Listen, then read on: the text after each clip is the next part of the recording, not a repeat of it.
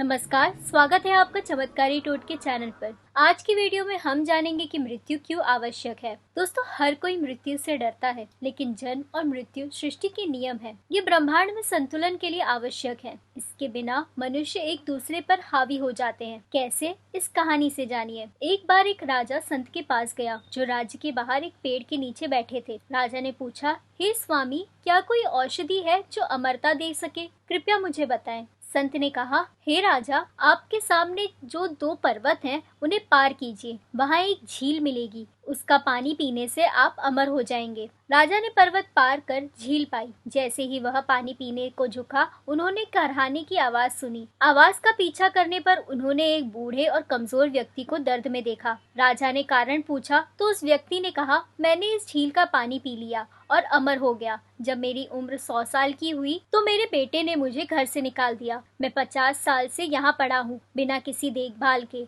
मेरा बेटा मर चुका है और मेरे पोते अब बूढ़े हो चुके हैं। मैंने खाना पीना बंद कर दिया है, फिर भी जीवित हूँ। राजा ने सोचा, बुढ़ापे के साथ अमरता का क्या फायदा? अगर मैं अमरता के साथ यौवन भी प्राप्त कर सकूँ तो। राजा वापस संत के पास गए और समाधान पूछा। कृपया मुझे अमरता के साथ यौवन प्राप्त करने का उपाय बताएं। संत ने कहा, झील पार करने के बाद आपको एक और पर्वत मिलेगा, उसे पार करिए और एक पेड़ मिलेगा जिस पर पीले फल लगे होंगे। उन फलों में से एक खा लीजिए और आपको अमरता के साथ यौवन भी मिल जाएगा। राजा ने दूसरा पर्वत पार किया और एक पेड़ देखा जिस पर पीले फल लगे थे। जैसे ही उन्होंने फल तोड़ने के लिए हाथ बढ़ाया, उन्हें तेज बहस और लड़ाई की आवाज सुनाई देने लगी। उन्होंने सोचा, इस सुनसान जगह में कौन झगड़ सकता है। राजा ने 4 जवान आदमियों को ऊंची आवाज में झगड़ते देखा। राजा ने पूछा, तुम लोग क्यों झगड़ रहे हो? उनमें से एक बोला, मैं 150 साल का हूँ और मेरे दाहिने वाले व्यक्ति की उम्र 300 साल है। वह मुझे मेरी संपत्ति का हिस्सा नहीं दे रहा।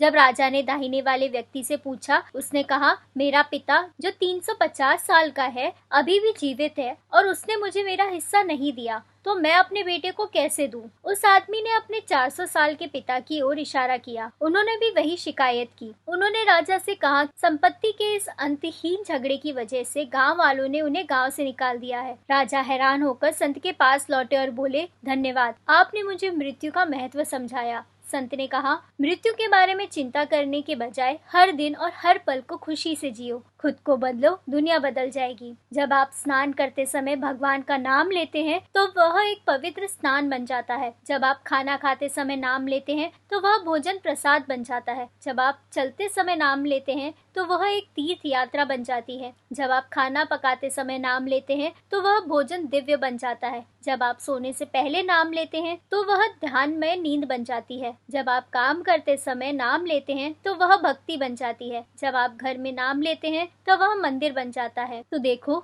मृत्यु कोई श्राप नहीं है, ये तो ईश्वर का दिया हुआ वरदान है। यही हमें समय की कीमत सिखाता है, यही हमें रिश्तों की अहमियत समझाती है। अगर मृत्यु ना हो तो जीवन का अर्थ भी खो जाए। सच्चा रहस्य ये है कि मृत्यु को याद करके ही हम जीवन को सार्थक बना सकते हैं, और जब हर क्षण ईश्वर के नाम में डूबा हो तब मृत्यु का भय भी समाप्त हो जाता है। तो इसीलिए जीवन के हर पल को ईश्वर के नाम से पवित्र बनाओ। राम का नाम ही जीवन की सबसे बड़ी साधना है। अगर आपको ये वीडियो पसंद आया हो तो इसे लाइक करें, शेयर करें और चैनल को सब्सक्राइब करना ना भूलें।